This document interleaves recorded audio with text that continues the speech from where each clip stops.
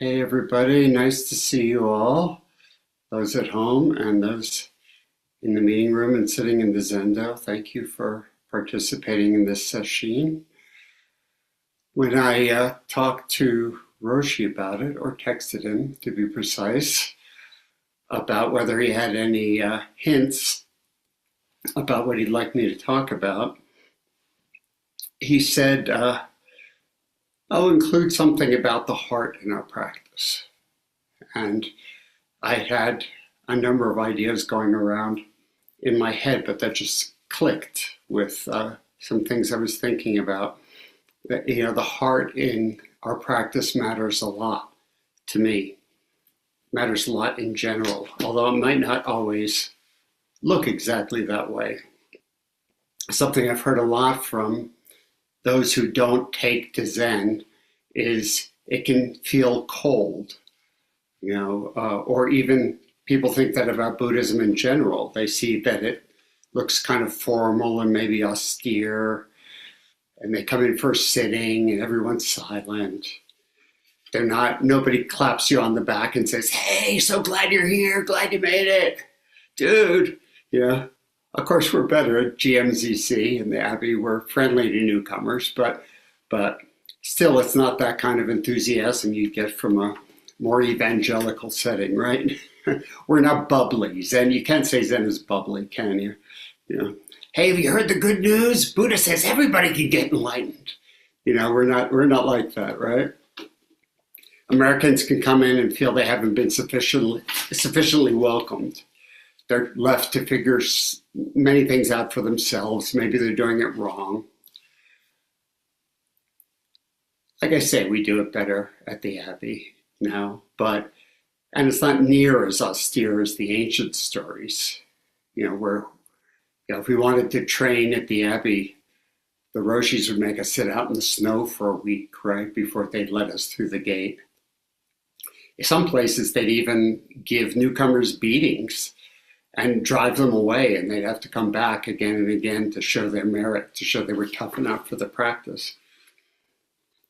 There's some truth in you having to be tough for the practice.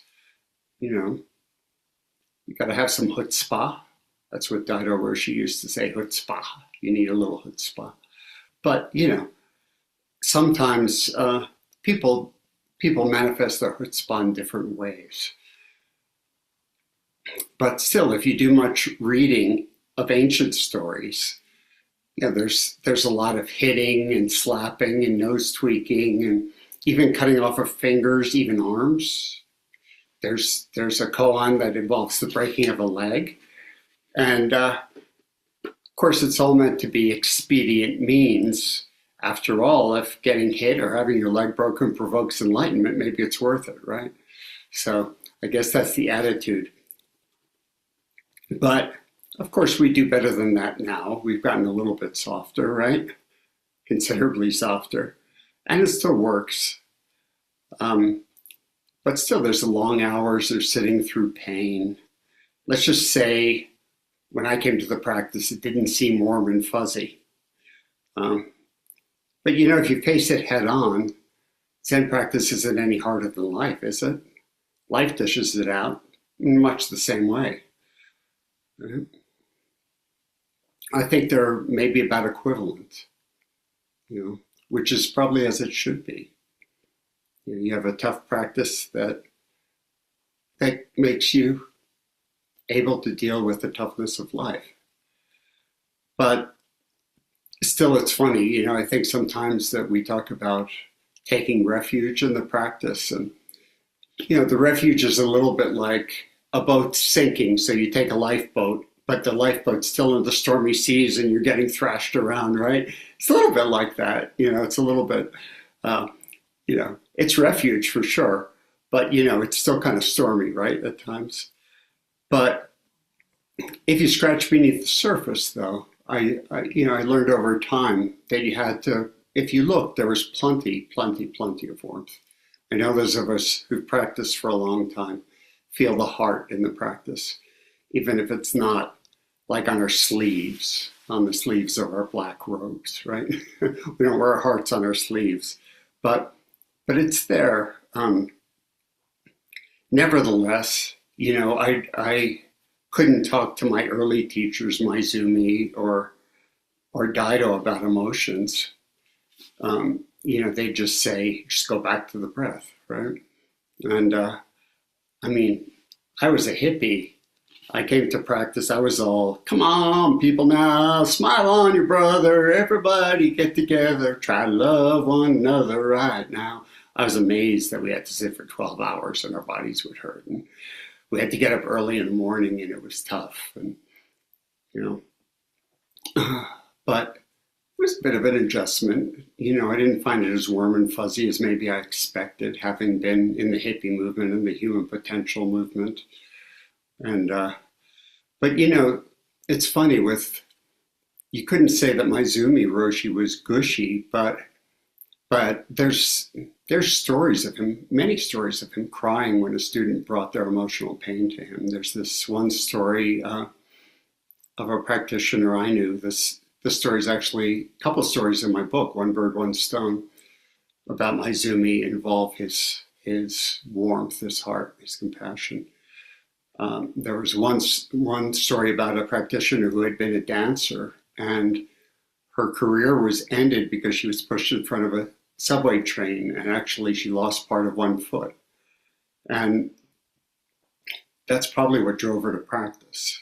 Like many of us, some form of suffering or a big setback that often brings us to practice, makes us, for me, it was certainly the case. It was, big health issues that I didn't understand made me rather desperate. And I thought, well, let's do about the toughest thing that I can think of to do. So I chose Zen, of course. But it worked. But about the dancer, there's a story. She went into Maizumi and she was very self-conscious about her foot, her disfigured foot. So she'd always wear a sock on that foot. And she went into Maizumi Roshi and asked a neutral question about practice. And Maizumi Roshi said, oh, let's not talk about that. Tell me what happened to your foot. And so the dancer started telling her the story and telling him the story. And eventually she felt comfortable enough that she even took off her sock to show Roshi the foot. And of course she started weeping, and then she looked up and saw he was weeping too. And that went on for a number of Dokusan. She'd come in, she'd try and ask him about practice. He'd say, no, tell me about your accident. Tell me about your foot. And they'd cry together. And until the day came where she just came into Dokusan, and because this has been the norm, she just started telling him again about her foot. And he said, oh, no, let's not talk about that. It's time to talk about practice. So eventually they moved on. But there was a lot of, he knew that was in the way. She had to come to some acceptance around that in order to proceed with practice. And then there's a story with Shishin Roshi and Maizumi that Shishin told me when I was doing One Bird, One Stone, where he was doing a sesshin in Mexico with a group in Mexico, and it was in a neighborhood, residential neighborhood, and the neighbor's dog at some point during the session was disturbed with all the extra people being there in the house. It was the house next door, I guess they were sitting in, and it ran out in the street and got run over by a car. And of course the neighbor was very upset. Maizumi Roshi insisted on holding a service for the dog, saying if we hadn't been there, the dog wouldn't have run out in the street and it wouldn't have died. So he made the whole sesshin to a service for the dog, and which was very moving and healing for the neighbors who'd lost the dog. So, that's pretty warm stuff, but still I can't say I got a lot of emotional support, in my early years of practice from my first teachers. But our Roshis, of course, are better. They're, you're able to bring up emotions with them, and of course our Roshis are better. We always think our Roshis are the best, don't we? Everybody always thinks their Roshis are the best. But still, if you go back to the question of expedient means, which of course all the slaps and hits were meant to be, I wonder if the ancients ever considered hugs. That's what we do more hugging these days than hitting. Imagine Bodhidharma sitting 9 years in front of the wall, just waiting for somebody who was tough enough to come in and give him a hug, who was emotionally open enough, heart open enough to come in and give him a hug. Wouldn't that be a nice change? Or Rinzai, speak a word of Zen, and instead of I'll give you 30 blows, speak a word of Zen. If you can, I'll give you 30 hugs, and if you can't, I'll give you 30 hugs. It could be. I think there's a koan I might have answered that way. I can't remember which one it was, but I'm pretty sure I answered one that way by giving Shishin Roshi a hug. I can't recommend it to you. I don't know which koan it was, but hey, give it a try, right? It takes boldness, doesn't it, to give somebody a hug sometimes? Of course, a lot of the warmth in Zen comes from the humor, right? It may look tough, but we laugh about things. We laugh a lot, right? There's warmth in laughter. But I want to tell you a little bit about my first visit to Zen Mountain Monastery. Some of you may have heard some of this story before. I can't remember how much I've shared, but I'd met Daido Roshi's first two Dharma heirs, Miyotai and Shugen, at a ZCLA, I think it was 25th anniversary gathering. And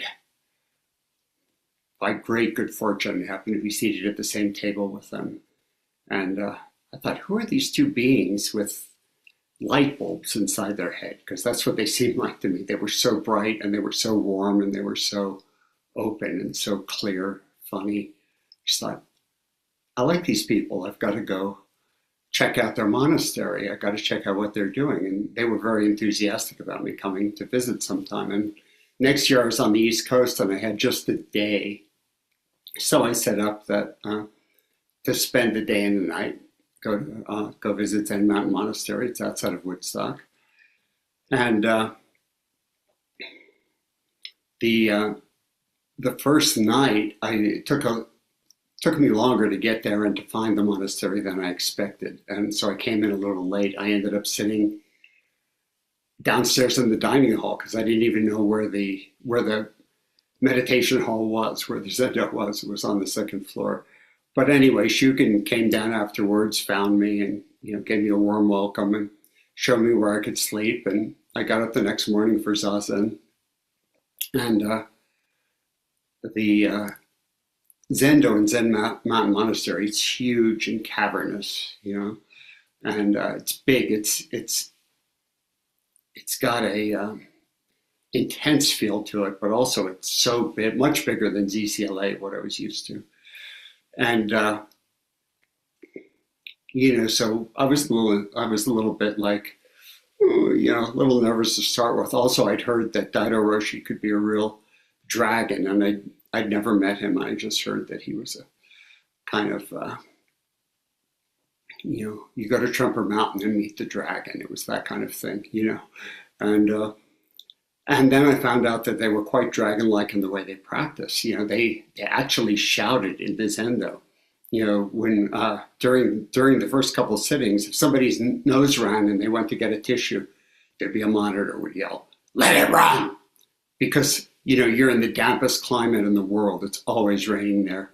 I'm sure the monastery building is an old building. I'm sure it's full of mold. Everybody's nose was running in the morning. If everybody started blowing their nose, it would just be a zoo. So we were always instructed, just let it run, And it made for gooey sitting, but you couldn't do anything about it. If somebody shouted at you, if anybody moved, they'd shout, "Don't move." If anybody was falling asleep, they'd shout, "Wake up!" Really loud. Of course, it made for a crisp atmosphere in the Zendo, but still, I'd never heard that. They weren't doing that at ZCLA at that time where I'd been practicing. And it was later I found out they, at the monastery, they referred to ZCLA style as it was practiced then as California Zen. A little disparaging, right? Much I have to say I preferred the softer style, especially at first. But then I was sitting, the second period or something, and they called for Dokusan. And what they said was, anybody from out of town, that was the first call, anybody from out of town, the Dokusan line is open. I thought, shite, I thought. I've got to go first. That means me, I've got to go first, right? The problem was nobody told me where the Dokusan line was. And also, I'd been to Dokusan with my Zumi Roshi a lot, but I'd never gone first, so I didn't know the protocol for going first. Not only did I not know where the Dokusan line was, I didn't know where the Dokusan room was.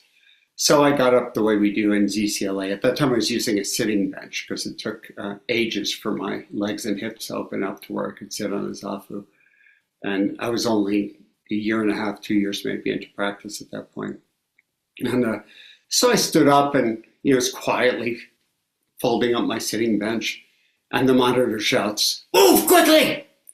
I'm just like, move quickly where? So I look around the zendo, I see a strip of carpet at the back of the zendo. I think, okay, that's the best candidate for where the Dokusan line is. And I run over there. Sure enough, there's a bell at the beginning of the strip of carpet. So I sit down there, bench under me, heart pounding, and I'm holding the little, the protocol of holding the clanger for the bell.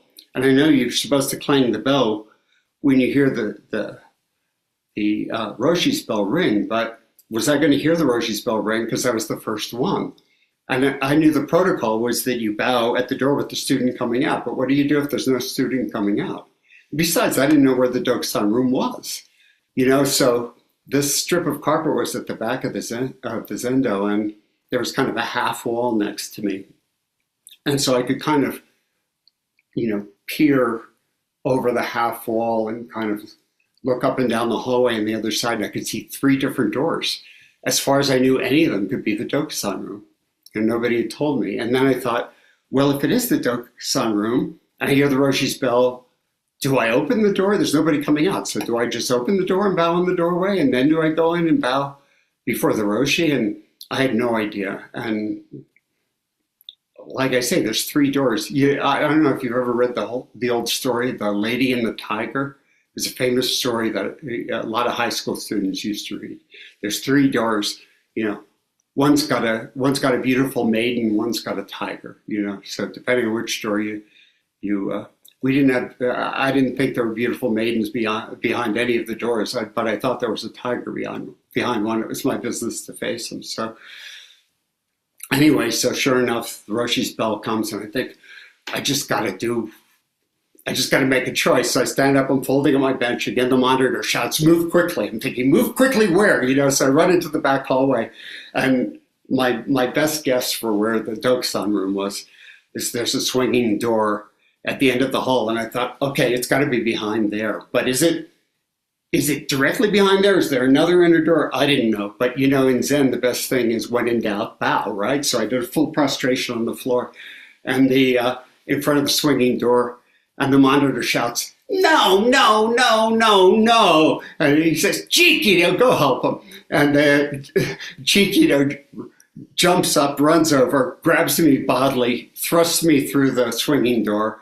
opens an inner door inside, flings me through that, and there I am in front of Daido for the first time. And Daido was a big man. He always held the stick, and he had these Old Navy tattoos on his arm. It was very dim in flickering lights from the candles, and it looked like the room felt like it was swimming with samadhi, and the tattoos are crawling around his arms, and I was just I had no idea what to say to him.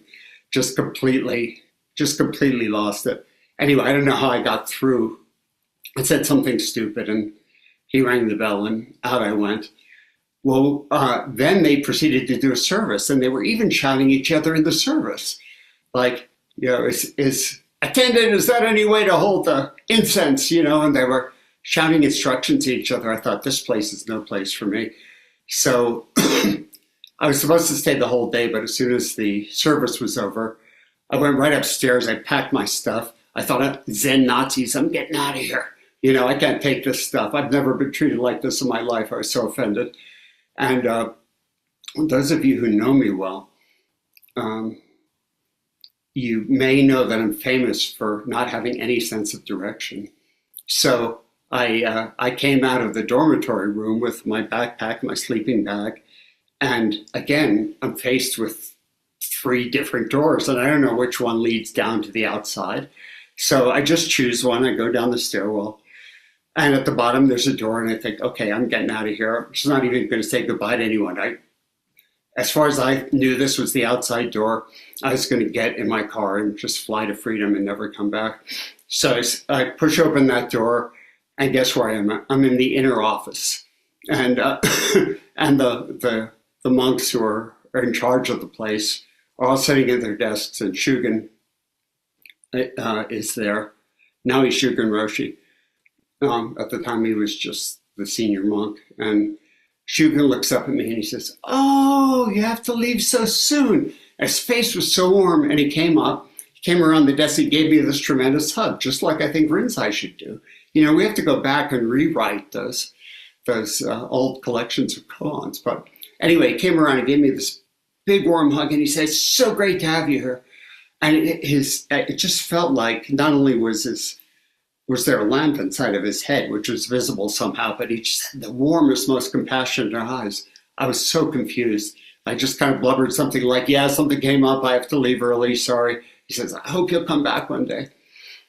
Anyway, I got out and got my car jogging away. I was so confused. I was thinking, how do you reconcile that kind of apparent hardness with that incredible warmth that Shugen has? Anybody who's been there and trained there, I don't know what he's like now. It's been some years since I've been there, but he's got this combination, really like Daido had. Daido could be very warm. Daido Roshi could be very warm once you knew him. Eventually, when I went back, I did a lot of training there. Probably if you added it all up, I did years of training, really.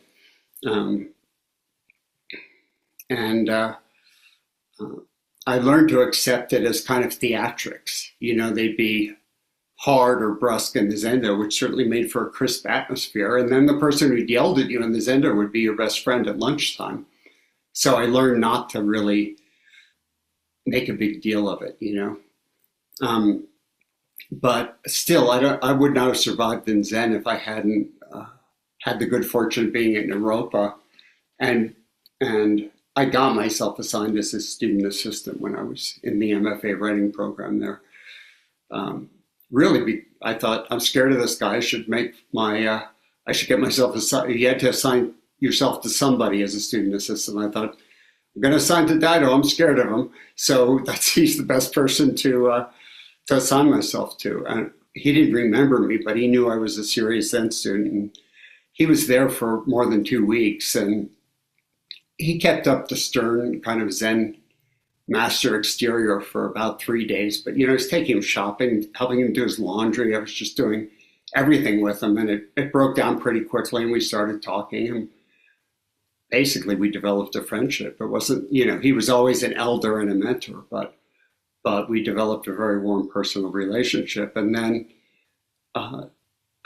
Shishin Roshi was also coming and going from Boulder. And so I served as Daido's student assistant a lot over the years. And we'd have meals with Shishin when he was there and such. And so I got to have a warm relationship with Shishin and Shinko, and who, of course, there's plenty of room with Shishin Roshi and Shinko Roshi to share emotions. In fact, if any of you don't know or if you do know but haven't read the book, The Great Heart Way, it's all about working with our emotional material and psychological material, and extremely, extremely useful. So things have moved on, I certainly have a warm relationship with both of them and have had for even before I came and before Shishin Roshi became my primary teacher years later. I already knew him pretty well. So I want to do a little practice with you. that deals a little more directly with the heart. It's like 5 minutes of practice, but I wonder how many people carry, kind of routinely some sadness, anxiety at the current state of the world. How many people carry some emotion about that? Yeah, it can be hard to know how to deal with, right? And I got to say, my early instruction, which was just go back to the breath, I even knew at the time it wasn't sufficient. Fortunately, I'd done therapy and I knew that if emotions came up, that's part of my moment-to-moment experience, and I needed to be with them and pay attention. Fortunately, this practice is designed to deal with exactly these kinds of anxieties, fears, sorrow, grief, at the state of things, at the way the world is. Of course, the world's always been tough. That's what this practice was designed to deal with, dukkha, suffering, right? So I just want to show you a little practice. If you just go into your breath, as we're accustomed to do. And we're used to breathing into the hara, the center of gravity point, low in the abdomen. But for this purpose, can we feel the breath? Zazen's a physical practice. I've often said that. It's very good to get out of our heads physically and down into the physical body. Feel the physical body. So can we really feel the breath coming and going from the heart area? Just center of the chest. It's easy to feel the breath. Can we really plug into the natural feeling of the heart?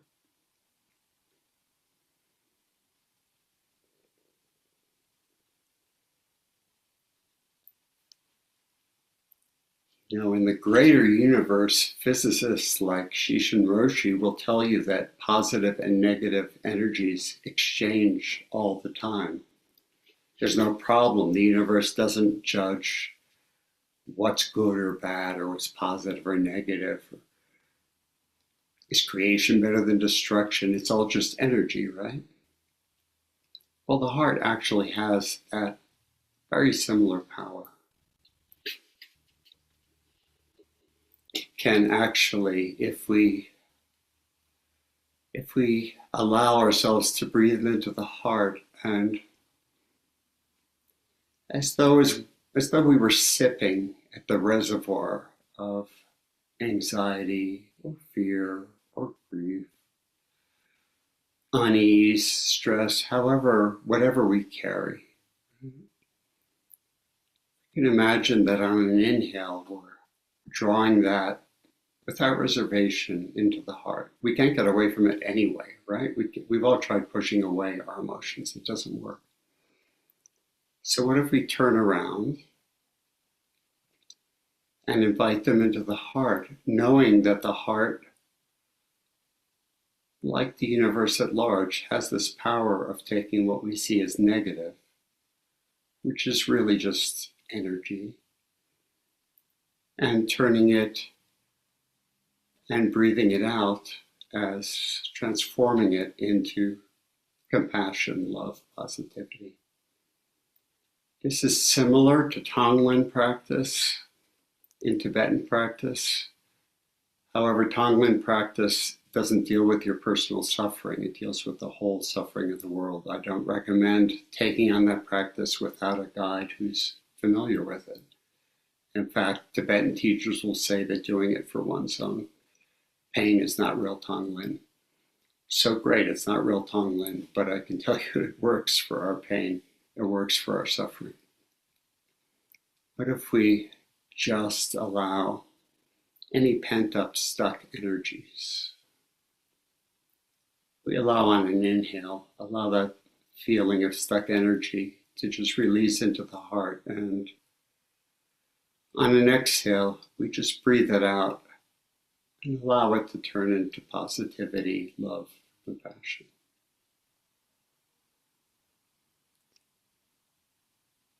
In Tonglen, which is not what we're doing, as I've said, but there's a way to picture or feel dark energies as though they are dark storm clouds, heavy, dark, dense, thick.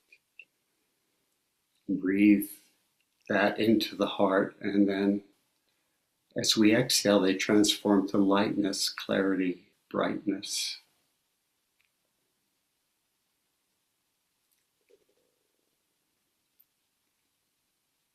Coolness in a positive way, just the right amount of coolness, or the right amount of slight warmth, but our heavy emotions can feel hot, like burning. So, and then inhale, just allowing ourselves to accept that into the heart, accepting the entire feeling in the body into the heart. In fact, we're so often holding tensions or tightness somewhere. And if we want to bring the heart into the practice, we need to bring it to ourselves, don't we? So inhaling in, can we accept that which we would rather avoid? Whether it feels like stuck energy, stuck dark emotion, tightness or holding in the body, just without a reservation. Let it come into the heart. On an inhale, on an exhale, breathe it out as lightness, positivity, kindness, loving kindness, love, compassion. Just give it away without reserve. The heart has this capacity, like kind of a magic mirror, to take the dark stuff and transform it. And thus we all know our suffering leads to compassion. We hear that, but this is a way it can actually practice that when we feel like we're carrying a lot and we can't get away from it. It's the human condition to suffer, right? Part of the human condition. Part of the human condition is to love.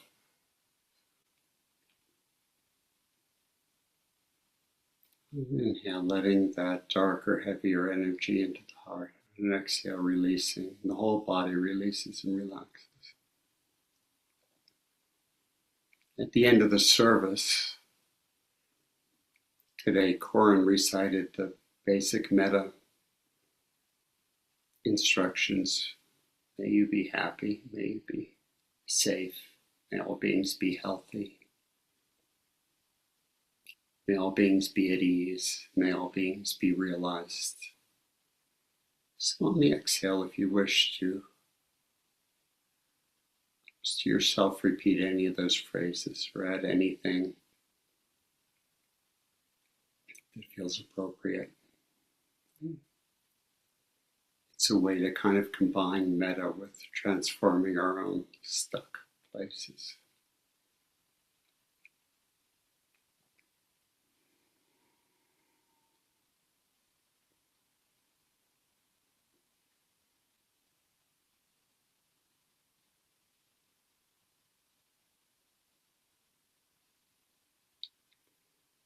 Zen is all about accepting what is, so we don't deny the body, we don't deny the emotions. We accept the entirety of the moment.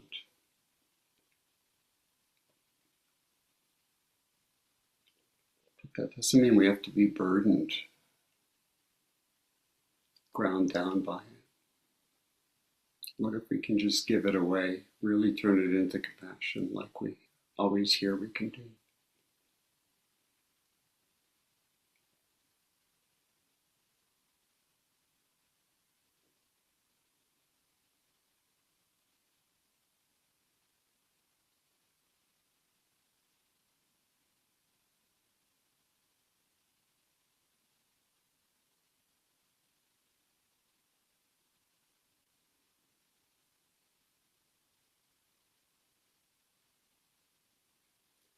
The in-breath is accepting, the out-breath is releasing.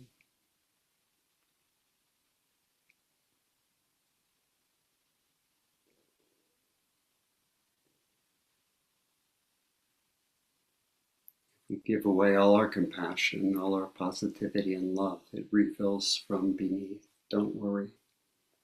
You don't have to hold any back.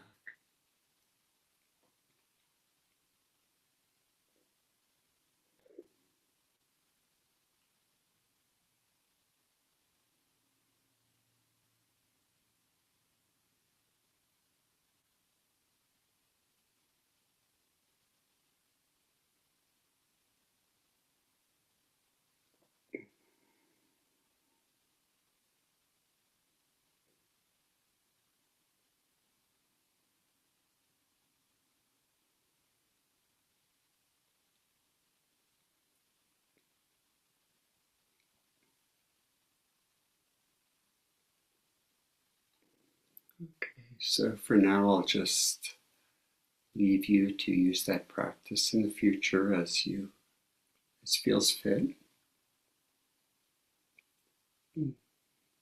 Let's just come back to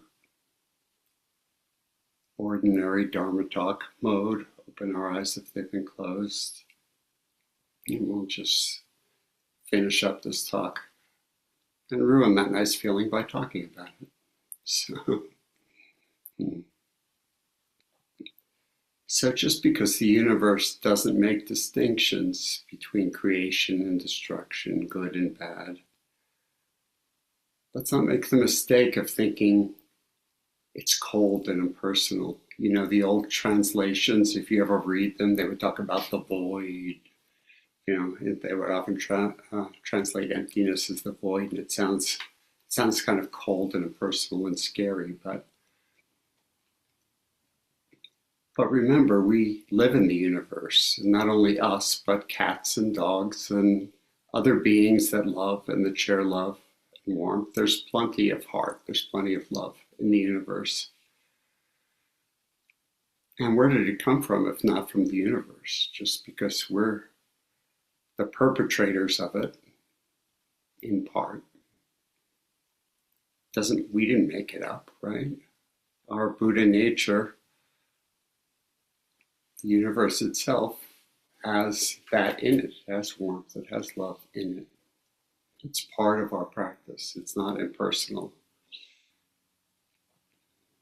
And if you look at humans, even the ones who seem evil and deluded, 99% of them at least seem to have something or someone that they love. Isn't it true? It's part of the baffling thing about humans, even really difficult, even humans who do horrible things. Somewhere else, in some other part of their being, they know love. Maybe it's even 100% of humans. You know, is going to exclude the narcissist, but maybe not. After all, they love themselves, you know, so they know love too. But I get concerned sometimes because we can strive in a way where we start to get caught in pushing our bodies, pushing ourselves. And Zen's a physical practice, and we have to go beyond our edges, of course, to our edges at least. But can we do that with showing compassion and warmth for the body, rather than having the attitude of ignoring it if it's hurting? You know, can we bring compassion to the vehicle of the body, to the messages it's trying to send us? Hey, this is uncomfortable, whatever. A lot of times, if we can use that heart practice with the body, imagine drawing into the heart that resistance or pain in the body and just releasing it as positivity. Very often, that part of the body will release, and whatever affliction it's carrying may get easier to bear. I can't promise it'll always vanish, but sometimes it will. I've had it happen many times, if we accept it. But Zen practice isn't about pushing away or ignoring. It's about accepting. Same thing with our minds. We need to be kind to our thinking minds. They're trying to send us messages. The brain's sending us messages it thinks are important. So we're not going to get caught up in them when we're meditating, of course. But we don't have to push them away, cut them off, be angry with them. We can just kindly say, not right now. I'm doing something else right now. I'll get back to you. You know, to the thinking voices that appear in our heads. But actually, where we work is where insight comes from, is gut level and heart level. Gut level is why we do the hara. You know, there are brain-like neurons. Probably you've all heard this. It's been proven there are brain-like neurons in the gut and in the heart, which is why sometimes the gut or the heart seems to know something that the brain doesn't. Insight or realization doesn't come from intellect, from words. We know this, we hear this, but it can help to actually practice the intelligence of the heart and the gut, the body. Because that Dharma is where we find spiritual strength, drive, a certain kind of insight, but also the heart. That's where compassion lives, and that's where insight into the human condition lives.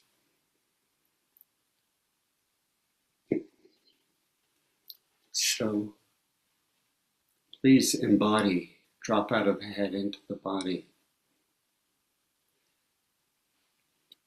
That's one of the reasons why there's such emphasis on not knowing in practice. The head, the kind of knowing that comes from the head, from words, linear, intellectual thought.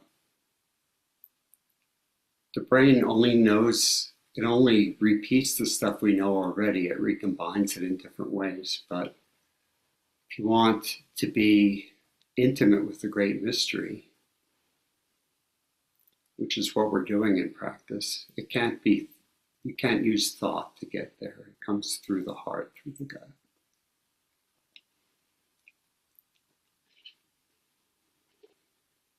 We can't explain the great mystery of life, the meaning of life, but we can live into it through the heart, through the hara, through the body, through intuition.